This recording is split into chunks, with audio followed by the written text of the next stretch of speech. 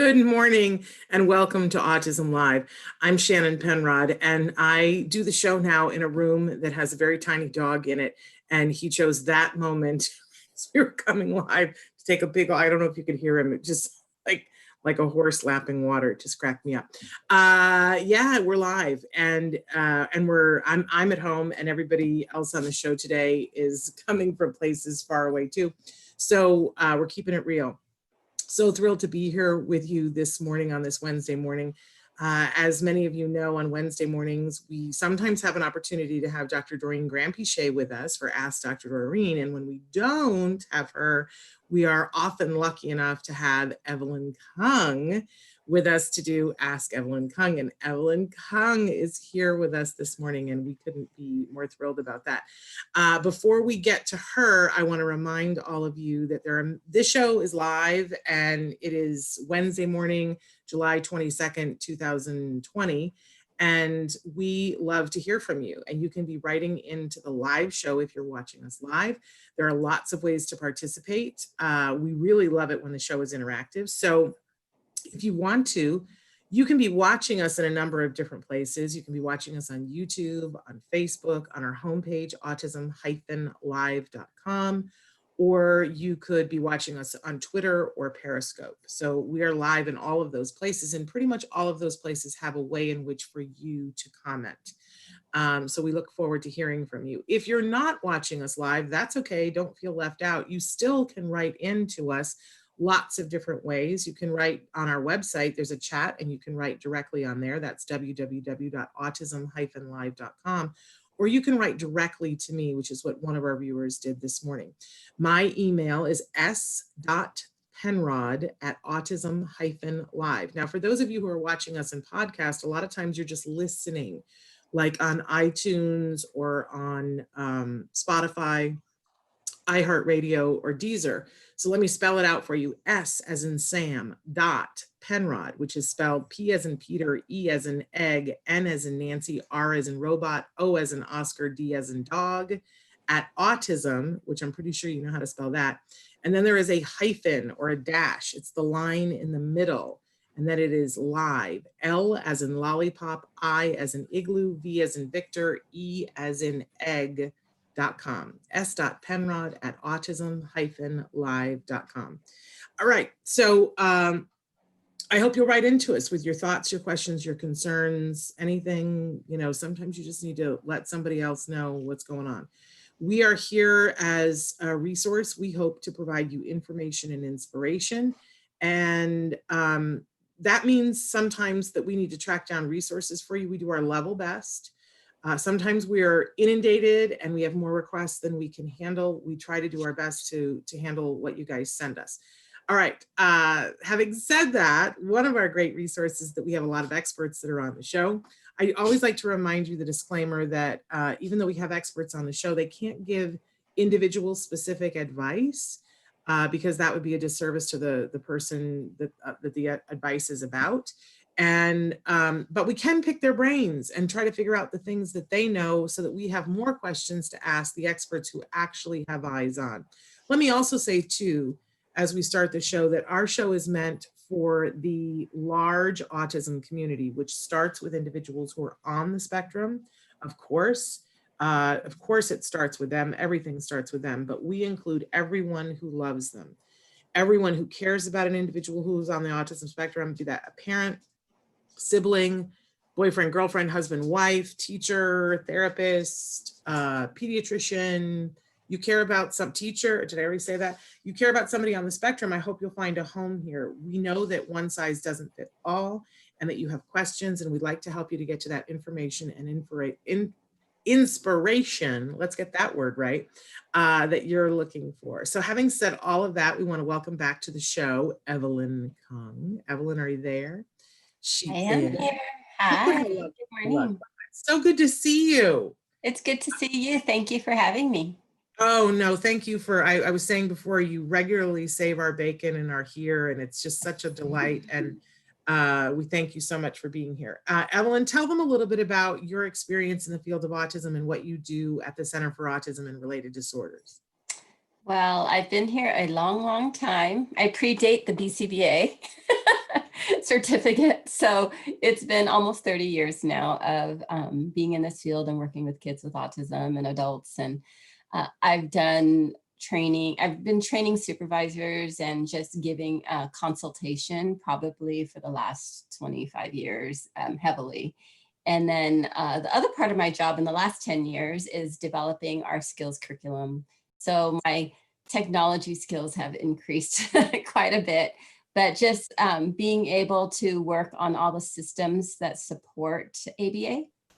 And, you know, whether it's in curriculum or data collection or whatever, but my real love and joy is still in consulting on kids and trying to problem solve and trying to help families figure out, you know, how to make life work, essentially. So which you are amazing at, and we all run to you for advice about those kinds of things.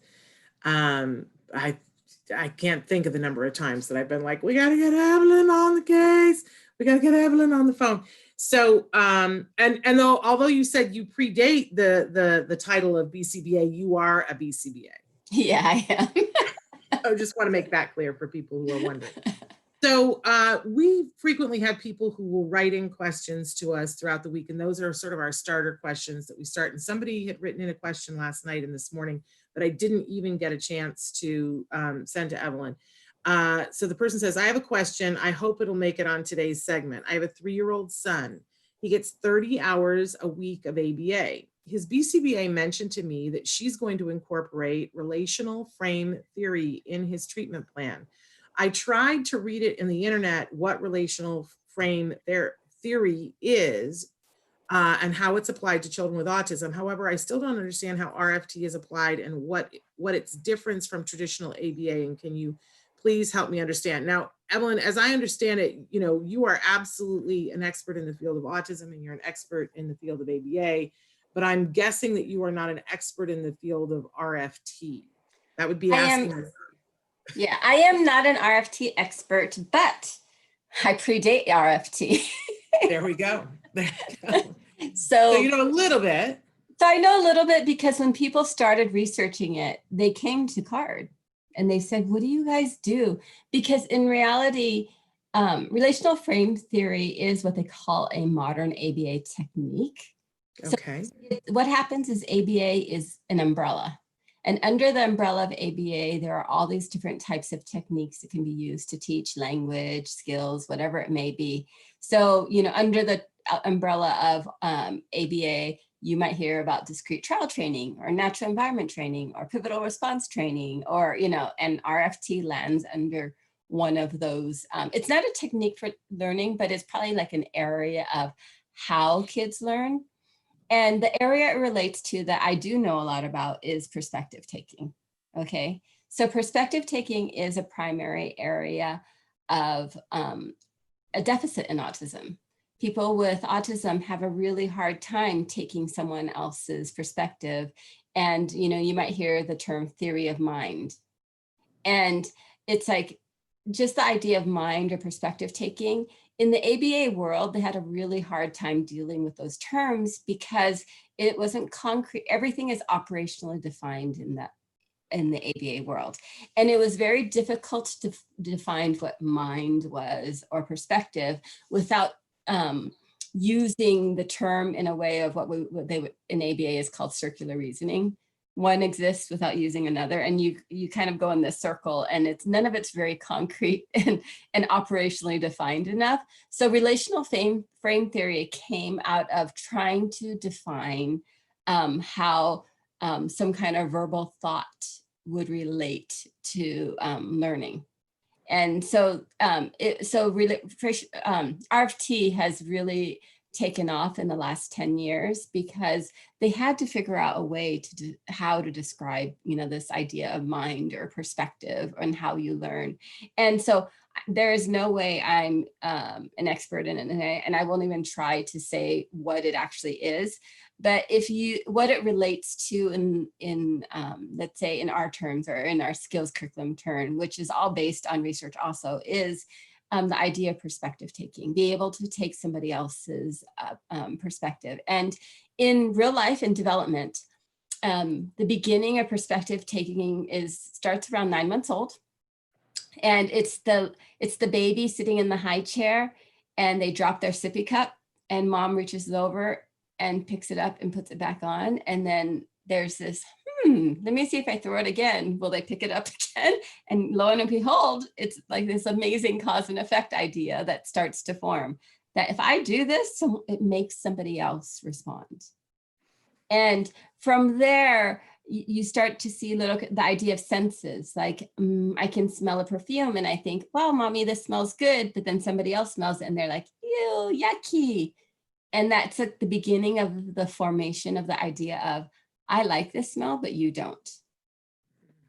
And in the real world, real perspective taking, the example I always use comes around 4 to 5 years old. And I always use the example of playing hide and seek. Because in kindergarten, typically, the majority of the kids actually can't play hide and seek. They're giggling in the corner, their arms are sticking out of places they're hiding, because they don't realize that somebody else can see or hear them when they're hiding.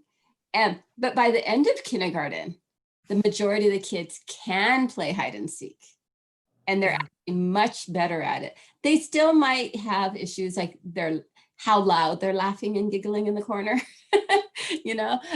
and there are some kids that still have arms and legs sticking out of, everywhere, so everybody can find them immediately.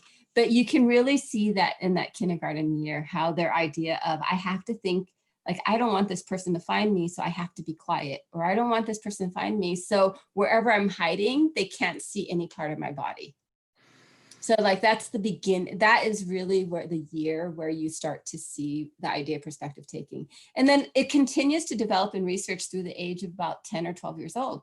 And it goes through like being able to understand sarcasm.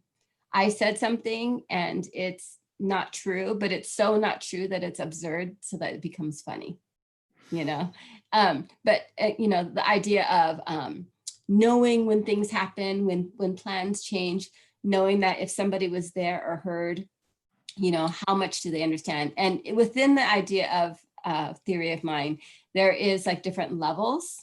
So there is like the first level, which is strict out. Like if you hear me, you use your senses. If you saw it, if you know it, if you heard it, that's how you know about it. But if Shannon and I were, and Trevin were talking, and Trevin walked away, and Shannon and I changed our plans, if the person understands that second order of theory of mind, they would know that Trayvon wouldn't know about our change in plans. He would still think our plans are whatever he heard or was a part of at that time. So, there's different levels, and you start to see it in people. And there is some research, like by the age of 12 or 13, if you've never had any teaching on theory of mind, through experience of life, you realize, wow, when mom's not in the room, I don't get in trouble for doing something that I wasn't supposed to do. So it does come for a lot of people with autism on that basic level. But really being able to understand theory of mind teaches you about, like, you can't lie well if you don't have theory of mind. But you also can't discriminate when somebody's teasing you for fun versus teasing you to be mean if you don't have a good perspective taking. You don't understand jokes or the difference between lying and a magic trick that's for fun. A lot of our kids have these arguments in school, or they come home, they don't know whether something happened on accident or on purpose. So if a kid bumps into them in the hallway, if they don't have good perspective taking, they're thinking that person's trying to hurt them. So the intention, the idea of understanding intentions, that's the whole development of perspective taking that's out there. So if your person is starting to teach RFT at the age of 3, it's probably a good time, but just remind her that whatever skill you're teaching, you don't want the language level, the communication level needs to be at the same level.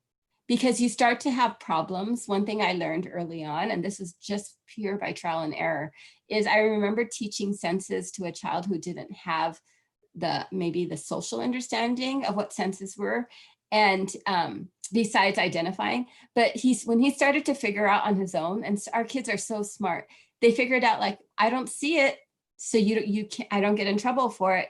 So we had kids start throwing away parents' keys because they didn't want to go out. And you couldn't reason, why those keys were needed and the language involved. So I would just encourage that you don't want to teach past their age of development. If you only want to teach what a 3 or 4-year-old is learning at that time. You don't want to go and try to teach something that's a lot higher level developmentally, not appropriate, because then it becomes, there's a lot of understanding that doesn't happen. And if language isn't keeping up also, you start to get discrepancies in terms of, there's a lot of prompting that happens when a lot of our people will come in and they'll start teaching perspectives, or BCBAs will have come in trying, and I'll look at the kid, and if their language level doesn't match, it ends up being the therapist prompting. A prompt dependency ends up coming, because then the therapist ends up being the one who constantly, the kid can only do it if the therapist asks the right question. So there's a lot of learning techniques that have to be there. But otherwise, there is a whole, RF team framework that is appropriate to a 3-year-old out there. It's just stay within that 3-year-old range, and it's a good thing. Okay, very cool. This is an interesting question. By the way, we're saying hi to and we're saying hi to Debbie, and we're saying hi to Kirsten, and we're saying hi to Nasser. So feel free to write in, you guys, if you want us to say hi to you. So hi, Evelyn. I'm a card parent. Since here in California, obviously, we're not going back to school, has CARD looked into the homeschooling program? And I'm going to say, I don't think it's a definite thing, depending on where you are in California. Here in Los Angeles, we're for 100% sure that we're not going back to school in the fall, but Orange County's slugging it out. They're saying that they're going to go back into the classroom. I didn't watch what happened yesterday, but I don't think it's a one size fits all, but I love the question. A lot of people have been asking, is CARD going to offer a homeschooling program? Okay, so CARD actually in Virginia is an academy. So we have all the ability to offer educational services. But the big question typically and sadly is, how does this relate to your funding source? Because if you have health insurance, they will treat medical necessity. They are not here for the academic. So we cannot use medical necessity funding for an educational program. Okay. So you'd have to slug it out with your school. You'd have to get your school to pay for your CARD homeschool program, which people can do. I mean, people are trying all different kinds of things. We've had Bonnie on, and Bonnie has said, schedule an IEP meeting today, get it on the books today, and go in and ask them for the distance learning plan. And if it doesn't look ship-shape, say, would you be willing to fund a different, because people are starting to sue school districts for special needs kids. So they might be willing, who knows? Bonnie is saying ask.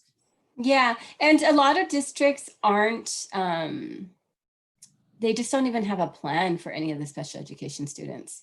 And that's wrong overall. And there was actually an article that just came out, I didn't get to read it, but it's basically insisting that Congress pass IDEA, that schools have to support IDEA during this time where there's a lot of remote learning. Well, and Betsy DeVos did say that there was no excuses, that they still needed to provide FAPE, that she wasn't going to give a pass on those things. She said a lot of other things too, but that she did say. So, how people have started filing lawsuits. Now, that's their right, and they have the right to do that. My thing is that by the time you get around to solving that lawsuit, your kid's going to be 5 grades from now, and I'd rather have my kid get the education today than fight with the school district for 5 years. So I'm with Bonnie. Ask if they'll do it. But first, you got to ask for the IEP meeting. You got to ask for the distance learning plan. And if it comes back thin or they don't have one, you got to say, this isn't appropriate. What are you willing to do to work with me on it? Yeah, and I mean, people like LAUSD through COVID, the last few months, they actually approved all funding remotely. So all our paraprofessionals who had CARD as paraprofessionals, we were actually helping the kids with remote learning at home, through remotely. So if they were on Zoom, there would be the picture of the teacher and our kid and our tech. So that they were helping the child stay on task, making sure they understood what the instructions were for the teacher. And there is a component there where a parent or a caregiver or someone has to be there to make sure the child stays on task. And that is the hardest factor. But the thing is, the families that really wanted it and were willing completely found ways to make it work.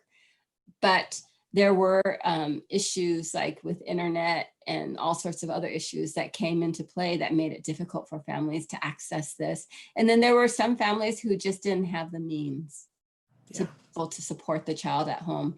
And we were given very clear orders by LAUSD that all the support we had given had to be remote. They did not want anybody going into the home. Yeah. For the safety of the staff. So yeah. Okay. So we're all in this, in this new place, and we're all in this new place together. Our circumstances are different, but each day we're finding out more information, and some intrepid parents are going in and saying, here's what I want. And it's a very interesting, it's like the Wild West of education. definitely. So there we go. Moving on. My almost 5-year-old stage 2 autism is refusing to go to bed. We are staying up till 1 a.m. for the last 2 weeks. We do not do sleep aids. How can I break the cycle? Sending you a hug, because this was my story, right? We were driving my son around in the car until 3 o'clock in the morning because we could not get him to sleep. What you got in your bag of tricks, Evelyn? Oh, so many things to think about on this one, because I felt like almost every kid, I think when my life of autism started, I think every the first probably 20 kids I saw all had sleep issues. They'd stay up till 2 a.m. and then sleep like 12 hours and then be up again. And then it would get worse and worse. And then soon the whole cycle had reversed, where they're up all night, sleep all day, and just issues. Okay, so if you have a BCBA involved, they need to do a functional assessment to figure out why your child is staying up. But I'm going to give you some just general common issues. A lot of our kids that are staying home are not right now getting their energy out. Their yayas. I say they got to get their yayas out. Yeah, they just need to go and run and jump and whatever activity it is to tire them out. I know adults like this who can't sleep because they're sitting all day working or whatever, but they just they're just not getting that energy out. And so I'd say if your child's not getting that, figure out a way to do that, whether it's going for a walk every day or letting them run, making them run. Because a lot of our kids do not like to run. So it requires somebody going outside and making them move and climb and do things, the activity that was normally required when they were spending a school day out. So if you're not getting your yayas out, definitely your kid has to do that. The other thing is food-wise, start experimenting with when are you feeding him last and what kind of food you're feeding him for that dinner meal. And some of our kids get a lot of renewed energy the minute they eat. So if that's the case, then you want dinner to happen earlier and a snack not to come in. And because there are plenty of foods that actually just keep our children up, and you never know what it is. And if that is the case, what I usually just tell families is start taking a food diary for a month, or a couple weeks, and writing everything and what time they ate and what time they went to sleep. And there are amazing correlations families find just by doing that. And that helps. The other thing is just like, is it, we can go pure behavioral now. What is the function of the behavior? A lot of times our kids don't go to sleep because maybe at night, that's the only time parents they get their attention fully on their child at that time. It's the only time if mom comes and lays with me in my bed, and it's the only time maybe all the other siblings are asleep, everybody else is awake, mom's tired, so they're going to stay with the child. And if the function of the behavior is attention in that form, then there is interventions that you can do, is providing the behavior at other times of the day, and then creating a sleep routine too is very helpful. You create a routine where you come in and maybe you read one book, or you set a visual timer so that they know that if you're going to stay with them for 10 minutes. And once those 10 minutes are done, they know to, turn off the light, put the books away, and then you might leave the door open and then close it, or close it with a little opening. And it might mean you slowly moving out of the room sometimes it happens. There's just so many interventions. The other day we had a parent, and gave her lots of kudos. She actually, what she did was she put, she was really tired, her and her husband, from working all day. So they put a blow up mattress in their room, and they started moving the blow up mattress down the hallway. And it eventually made it back to the child's room, and the child transferred to just sleeping on their own. And just sleep is really hard, especially because sleep deprivation for the parent is so exhausting in itself. So if you can get a behavior analyst to work with you on a plan that you can follow about how to create a sleep routine and how to, move them to their own bed, or how to get them to their bed and stay in their bed, and giving them a reinforcer in the morning. If they do, reserving a certain type of reinforcer that if they went to bed by a certain time and stayed in bed, then they could have access to a reinforcer the next morning when they woke up. There's a lot of things that you can do. What worked for you, Shannon, with Penn? Well, and I want to say she wrote in some more stuff. She said, we have jam-packed days. He wakes up at 100%. It doesn't matter what activities we do during the day. This is why I have the question. I've done everything. And I'm just sending you a hug, because that's exactly what I said when I came in, and I was like, we've tried everything. It's just that sometimes we hadn't tried it all together. Like we would try one thing and then we would go to the next thing. So, and when we got ABA, there was a thing that the state of California said that you had to do a 16-hour class with your husband, and your child could not be there. And it was, and you couldn't get access to the ABA funding unless you did this 16-hour thing. Now, I don't know if all of you can relate to this, and I can hear people nodding their heads, but 16 hours with my husband without my child when he was 2.5 and had autism had not happened. Like, I didn't have a babysitter who could do that. Like, I hadn't been alone with my husband for 16, like that's crazy talk, right? But I lucked out. The universe, I had an old college friend who is so great with kids, who I trusted implicitly with my child and knew a little bit about autism. She came to visit. And so I was like, can I schedule this 16-hour thing? And it worked out. I sort of wish now that we made parents jump through some sort of fire hoop that was like that was educational, not the paperwork fire hoop that you guys have to go through now. But where you had to like learn a lot in the 16-hour things before you start. That's why I do the orientation at CARD, because I think it really helped us. And during that 16-hour intervention, they asked us to identify one thing that we would like to see change. And I said the sleep thing. So this young man who was teaching the class set up, with adults, we call it that sleep hygiene that Ev was talking about.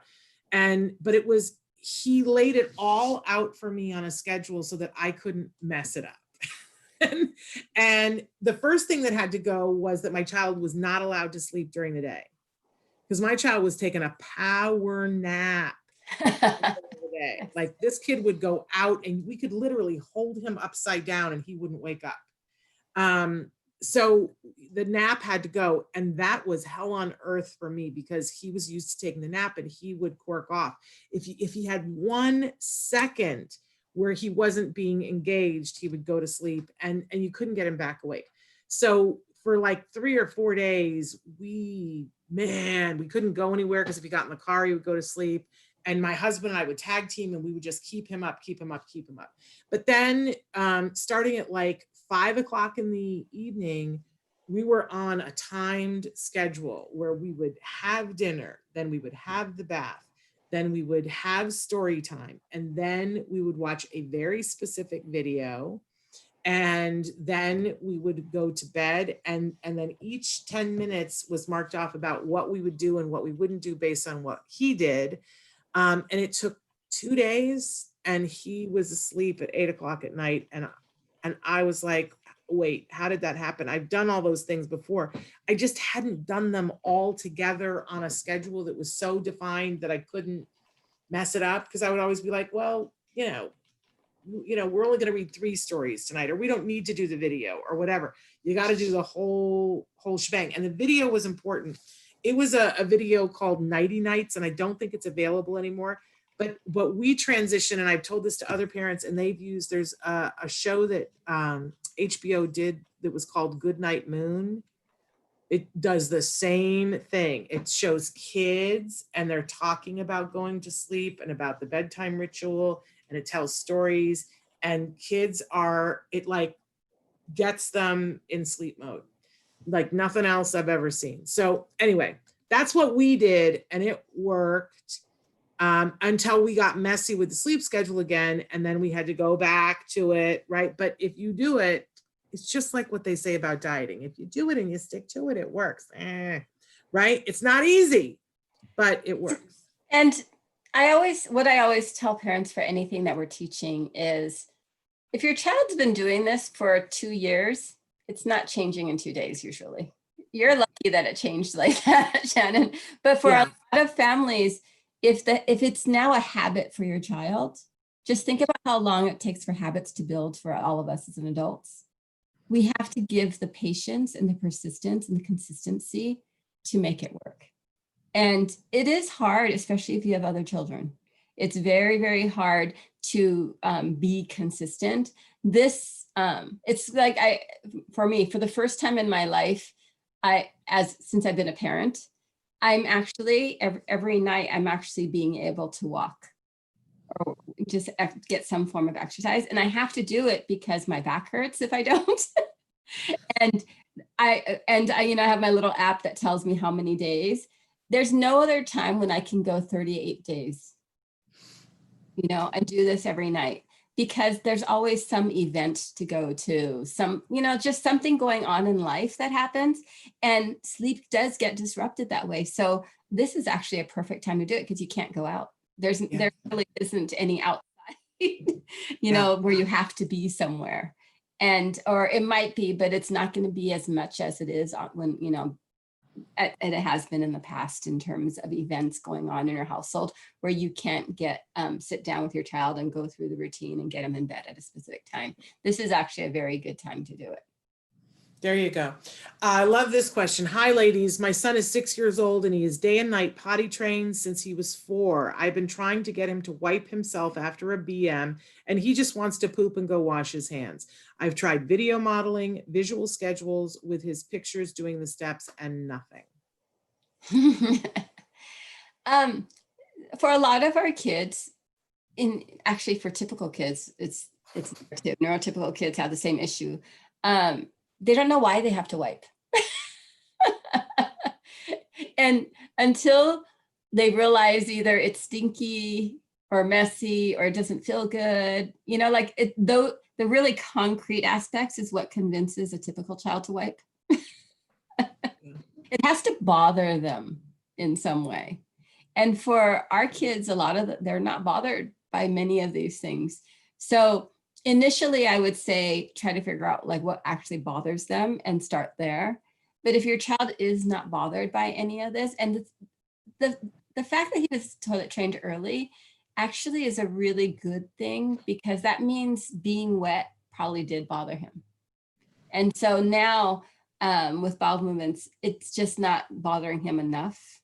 So you have to put you can add a reinforcer in and say okay, if you wipe, this is what you get. And this is the only time you get it, is if you use the toilet, wipe and wash your hands, then you have access to it for a certain amount of time. And then it goes away again until but that means you're removing access to that highly desired item, no matter what. And the thing is, it can be like a certain program or video on an iPad, or it can be a game that only comes out, or a texture, whatever it may be. If you reserve a reinforcer just for those 3 items, and you can keep a little chart that shows them doing it and you can mark it, that is the most concrete way for a 6-year-old to understand. The other way is, and this is kind of gross, parents have told me it's gross, but it works. I think that's what you're going to say. Challenged child is, if it's after a bowel movement, you treat it like a cause and effect game. You wipe and you look to see if anything's there. And you keep wiping till you can't see anything anymore. And when you don't see anything, that's what qualifies as stopping. And that alone put some kind of reasoning for kids of understanding the concrete cause and effect. Is I wipe, I look, and you just make it a routine. You basically keep wiping until you can't see. And it's worked for a lot of kids I've worked with.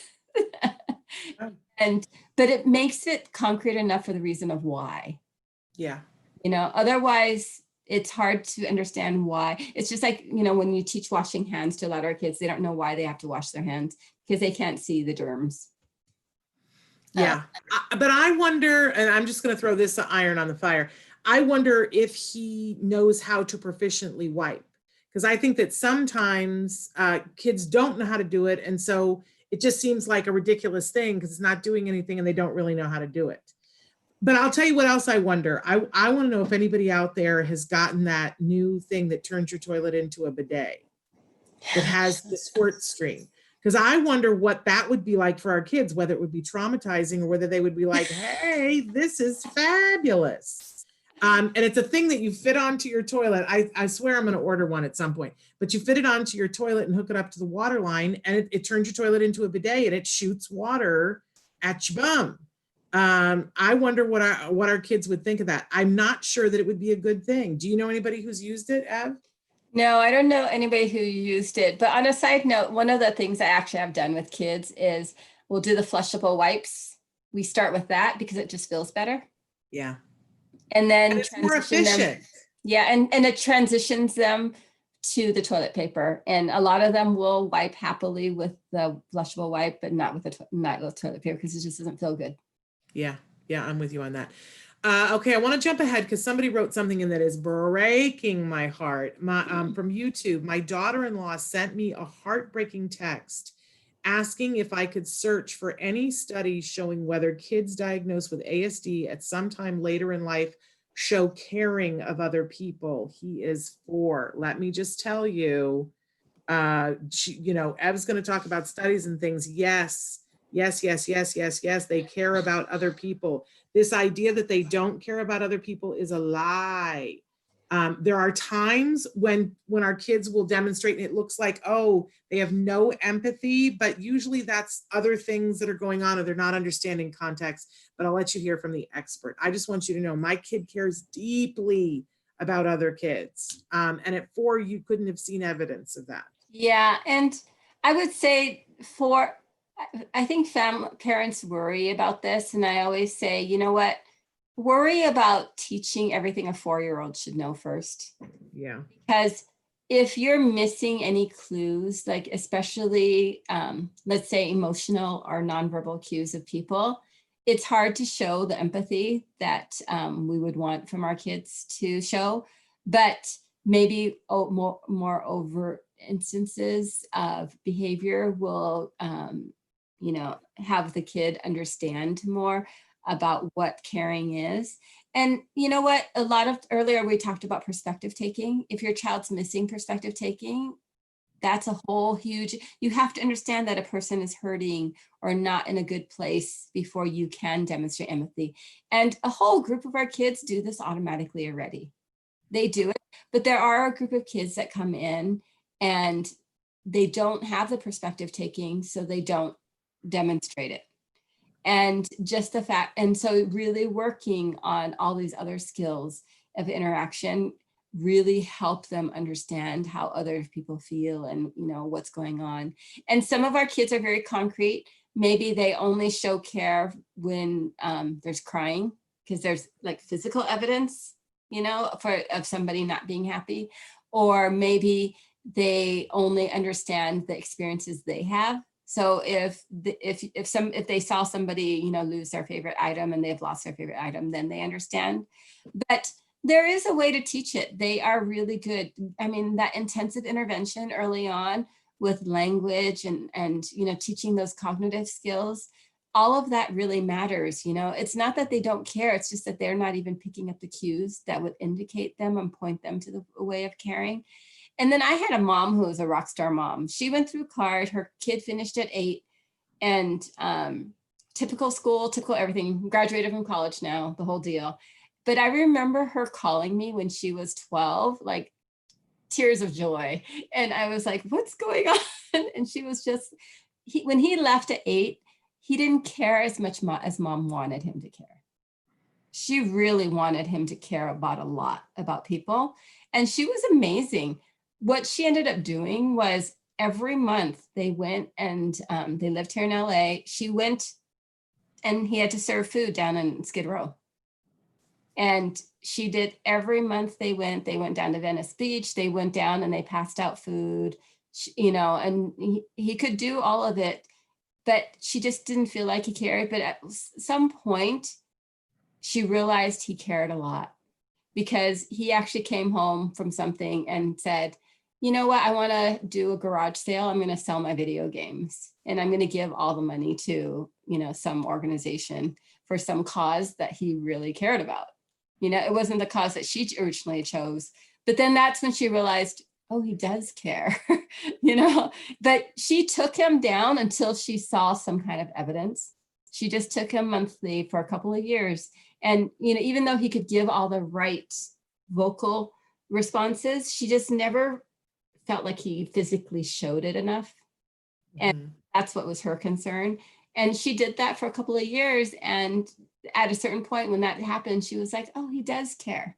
It's just that it came more from like his way of demonstrating it. And then also it was some cause or population that he really felt, you know, that he felt the need to support. And then she saw all the caring come out in that need. And we see that all the time for everybody. You know, we see that like some people are, you know, our advocates for Act Today are amazing. You know, they will come and support, you know, autism, and they come from all different reasons why, you know, about why they're supporting autism.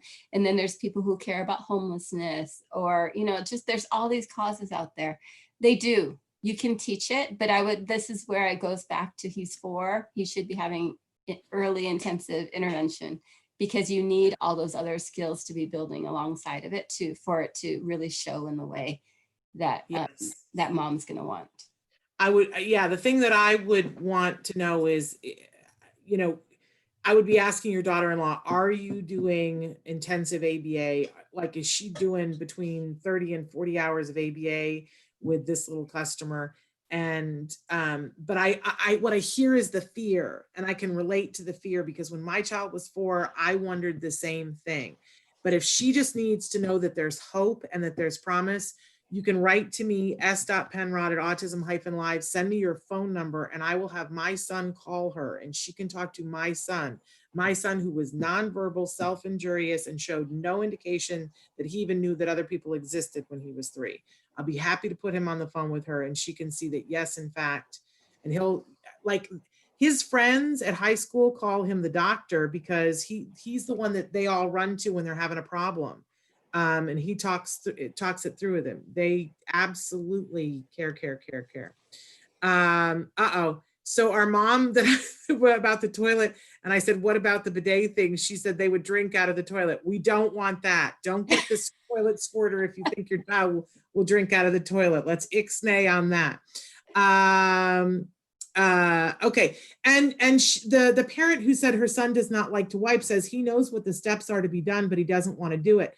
But Ev gave you a very good example of reinforcing it. I just want to say that, you know, while we're doing COVID, I'm trying to sharpen up my boys, my husband and my son, on some chores around the house, because at the beginning of COVID, guess who was in charge of all of the chores? Yeah.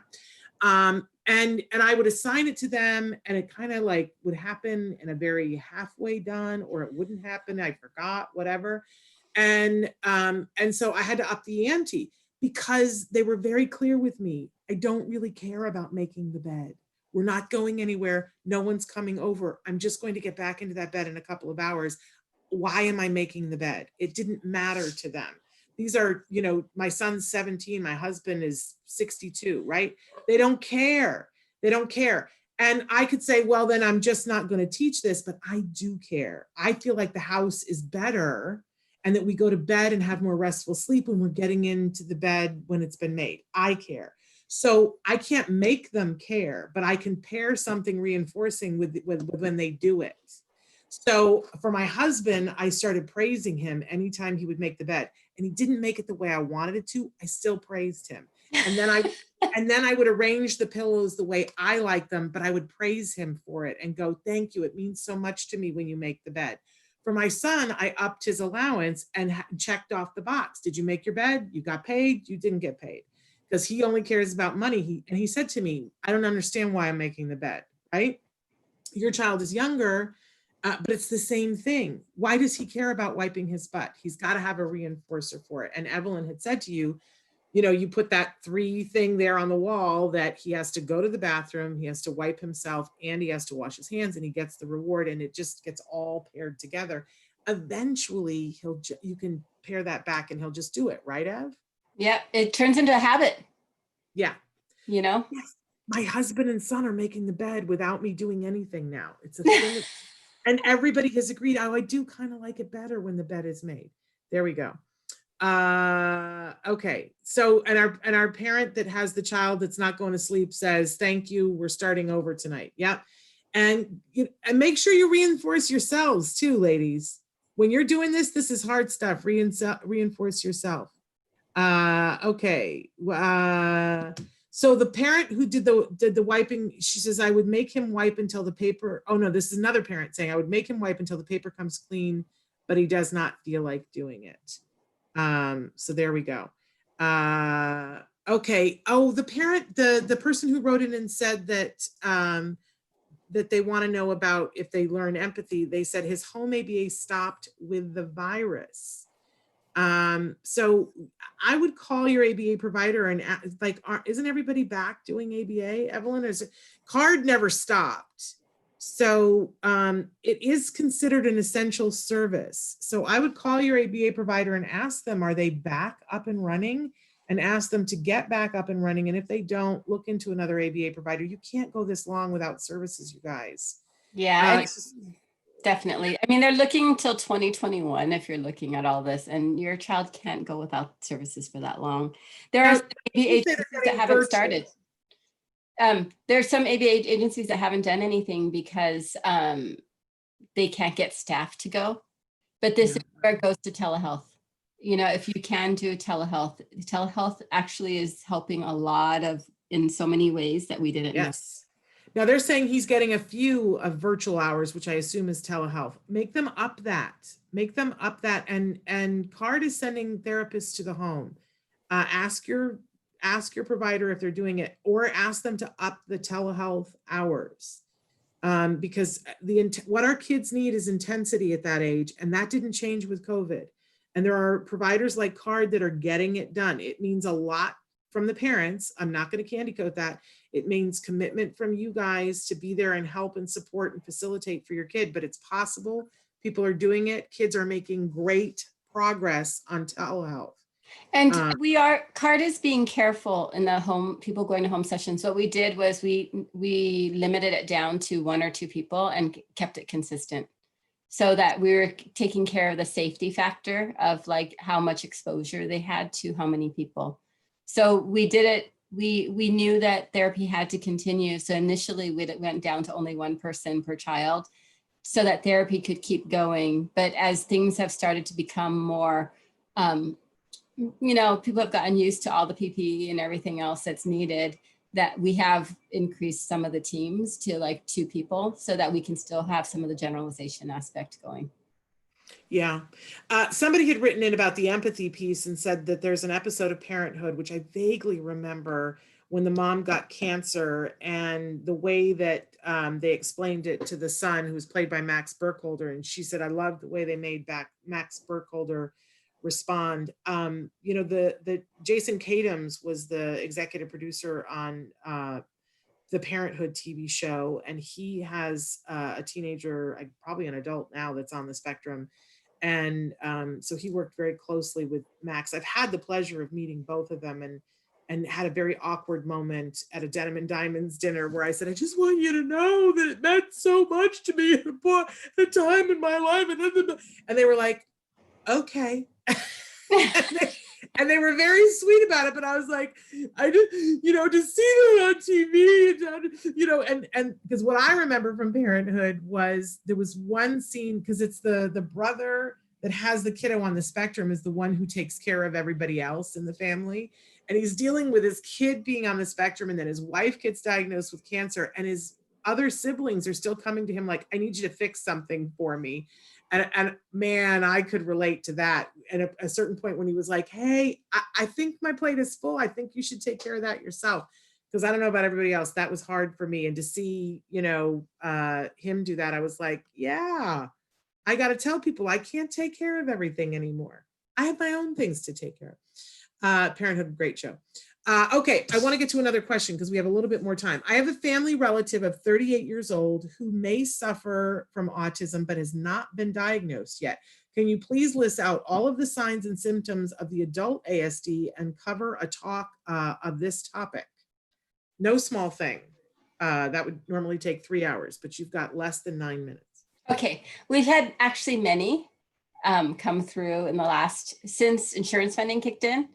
I've actually helped with diagnoses for a 42-year-old chemistry professor. Love it. A 38-year-old IT guy. Recently, a 40-year-old PhD in mathematics. For me, it's so fun because I'm always asking, why now? It's obviously been functional. So what has happened? And it's been really interesting for a lot of them. It's been workplace. One of the workplaces had a dress code change. And the guy walked in and said, see the way I'm dressed? I have 5 pairs of these shoes, 10 pairs of these pants, 30 of these shirts, and that's all I wear. And when they changed the dress code, he couldn't handle it. And so human resources realized he had an issue that they could.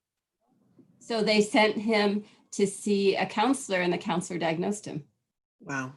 And I asked him why, how, and he basically said his family saw him as just being probably more quirky. But when he looked at the diagnoses, social communication, he didn't understand what social rules. He could see that people were all behaving a certain way, but he couldn't figure it out. He offended people without knowing it all the time in all walks of his life. The social communication about like not knowing why he had to give eye contact when he talked. People not listening to him, or people saying that he was really rude or mean when he was giving his opinions, or to him stating facts. Right. Calling people out when they lied because he didn't understand what a white lie was. So that's the social communication. And then usually there's a rigidity or repetitiveness that happens also, which is the other part of autism diagnosis, which is like the person that couldn't change his clothes, had his routine for what he wore, or only ate foods a certain way, or had a really hard time making decisions, even to what to eat. And usually it was came down to not understanding something that somebody had said about a food, about not knowing why something was bad sometimes and not bad at other times. So a grocery store shop, one of the women that I actually did an intake with, when COVID happened, they rushed people in and out of grocery stores. And for her, normally grocery store shopping took a few hours because you had to read every single thing on a package and determine whether it was good for her or not. And when COVID happened, they were rushing her out and she couldn't. So she just started grabbing things off the shelves to go. And then she ended up at home with nothing she could eat because she had grabbed like all the wrong things, not knowing what's actually important in different type of situations. That saliency factor is often a really difficult part of determination of what to buy or what to do, or seeing a person who's crying but saying they're okay, and understanding that person is still hurting even though they're saying they're okay. Conflicting messages and not being all of those things that, to get a diagnosis of autism, there's a social communication part and then a rigid routine repetitiveness part that has to be there. And if you have enough in each section, that's what qualifies you for a diagnosis of autism. And, for the different adults that I've seen, there is usually somebody in their life who basically communicates to them and says, you know what, you don't get this. Maybe you need to, go get evaluated because you might have something. And for many of the adults, it's actually a relief.